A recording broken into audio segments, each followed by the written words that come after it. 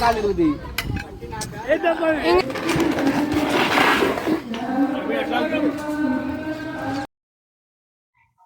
Guys, welcome back to our video. Karthika మాసం సందర్భంగా మా ఊర్లో అయితే సుమారు 5,000 మందికి అన్నదానం అయితే ప్లాన్ చేయడం జరిగింది. ఇక ఈ వీడియోలో మనం చూసుకున్నట్టయితే ఈ దేవాలయం అప్పట్లో చోళరాజులు అయితే కట్టించారు. రాజు పేరు మాత్రం అడగండి, ఎందుకంటే నాకు కూడా తెలియదు. ఇక మా ఊరి సాంప్రదాయం ప్రకారం అన్నదానానికి ఒక రోజు ముందుగా దేవునికి నామంతో అలంకారం చేస్తారు. ఆ తర్వాత నెక్స్ట్ డే రోజైతే అన్నదానం అయితే చేస్తారు. ఇక అన్నదానం అంటే చాలా పనులు ఉంటాయి కాబట్టి కుర్రోళ్ళు, పెద్దోళ్ళు, చిన్నపిల్లలు కూడా అందరూ వచ్చి తమ వంతు పని అయితే చేస్తున్నారు. ఇక మేమైతే అన్నదానానికి కావాల్సిన సామాన్లు అయితే ఇప్పుడు తీసుకొని వచ్చాం. ఇలా తీసుకొని రావడం అయితే ఇది 7వ రౌండ్. ఇక గుడి పూజారి గారు అయితే 1000 దీపోత్సవం అయితే ప్లాన్ చేసేసారు. ఇక వర్షం ఎఫెక్ట్ వల్ల అనుకుంటా జనం అయితే ఇప్పుడిప్పుడే చిన్నగా రావడం అయితే స్టార్ట్ చేశారు. ఇక ఇలా ఒక పక్క మేమైతే రేపటి వంట కార్యక్రమానికి అయితే అన్నీ రెడీ చేస్తున్నాం. వంట వారికి, భజన చేసే వారికి ఎలాంటి ఇబ్బంది కలగకుండా ఈ రాత్రి భోజనం కూడా అయితే ఏర్పాటు చేసేసాం. ఇక నైట్ టైం అయితే ఇప్పుడు 11 అయింది. మేమందరం అయితే వంట వారికి హెల్ప్ చేయడానికి అయితే ఇక్కడ ఉన్నాం.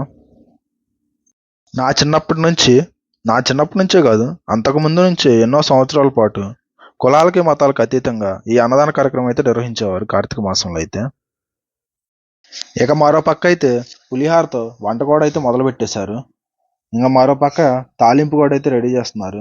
వీళ్ళు మొత్తం ఒక 10 మంది వచ్చారు వంట వాళ్ళు. మేమందరం అయితే వాళ్ళకి హెల్ప్ చేయడానికి అయితే ఇక్కడ ఉన్నాం. ఇక డే 2 అన్నమాట. నాకైతే నిద్ర వచ్చి నైట్ ఇంటికి వెళ్ళిపోయా. ఇక పొద్దున్నే వచ్చి టెంట్ అయితే వేస్తున్నాం. అన్నదాన కార్యక్రమం వచ్చి మధ్యాహ్నం 12 గంటలకి. మధ్యాహ్నం ఎండకి ఎవరికి ఇబ్బంది కలగకుండా ఉండటానికి టెంట్లు అయితే వేస్తున్నాం. వంట వాళ్ళు అయితే వారి పనిలో వాళ్ళు ఉన్నారు. ఆల్మోస్ట్ అన్ని వంటలు అయితే కంప్లీట్ చేసేసారు. పరమాన్నం ఒక్కటి ఇంకా బ్యాలెన్స్ ఉంది.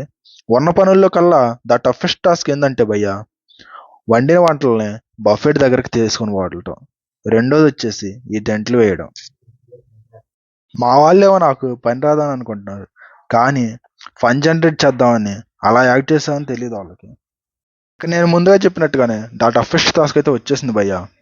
ఇక వంటలు మొత్తం అయిపోయాక male section, female section buffet దగ్గరికి అయితే అన్నీ చేర్చుతున్నాం. ఇలా ఇక దేశాలు 2 బొంగులతో అటు ఒకటి ఇటు ఒకటి పట్టుకొని కావాల్సిన చోటుకైతే తీసుకొని వచ్చేస్తాం. వీటిని చేర్చేసరికి దోల తీరిపోయింది భయ్య ఒక్కొక్కరికి. అలా ఒకసారి గుడి మొత్తం ఒక లుక్ వేసేద్దాం. అసలు ఈ గుడి నేమ్ వచ్చేసరికి శ్రీ వల్లభరాజస్వామి వారి దేవాలయం. ఇదే వైకుంఠ ద్వారము. కార్తీక మాసంలో ఉసిరి చెట్టు కింద పూజ చేస్తే చాలా మంచిది అంటారు. ఎందుకో తెలిస్తే కామెంట్ చేయండి. ఇక మరో పక్క మనం చూసుకుంటే ఇది గుడికి సంబంధించిన కళ్యాణ మండపం. ఇక్కడ హోమాలు, కళ్యాణాలు అయితే జరిపిస్తారు. ఇక మరో పక్క అయితే నీలబావి ఉంటుంది. గుడికి సంబంధించిన నీళ్ళు మొత్తం ఇక్కడ నుంచి సప్లై అవుతాయి. ఇక ఇటు పక్క వచ్చేసరికి ఖాళీ ప్రదేశం. ఇక్కడ పెద్ద పెద్ద కార్యక్రమాలు జరిగినప్పుడు ఈ ఖాళీ ప్రదేశంలో అయితే జరిపిస్తారు. ఇక ఇప్పుడు టైం అయితే ఉదయం 11 అయింది. ఇక ఆల్మోస్ట్ అన్నీ అయితే రెడీ అయిపోయాయి. మన లోహి మేడం గుర్తుపెట్టారా?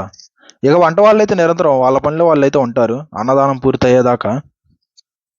ఇక నేను అలా ఇంటికి వెళ్ళి ఫ్రెష్ అప్ అయ్యి అయితే వచ్చేసా. ఇక వర్షం పడేటట్టు ఉందని 11:30కి అయితే స్టార్ట్ చేసేసారు అన్నదానం. జెంట్స్కి ఒక సెక్షన్, లేడీస్కి ఒక సెక్షన్ అయితే పెట్టేసాం, ఎవరికి ఇబ్బంది కలగకుండా. ఇక ఈ సెక్షన్స్ దగ్గర ఏది ఖాళీ అయితే అది రీఫిల్ చేయడానికి అయితే నేను, మా బావ అయితే డ్యూటీలో ఉన్నాం.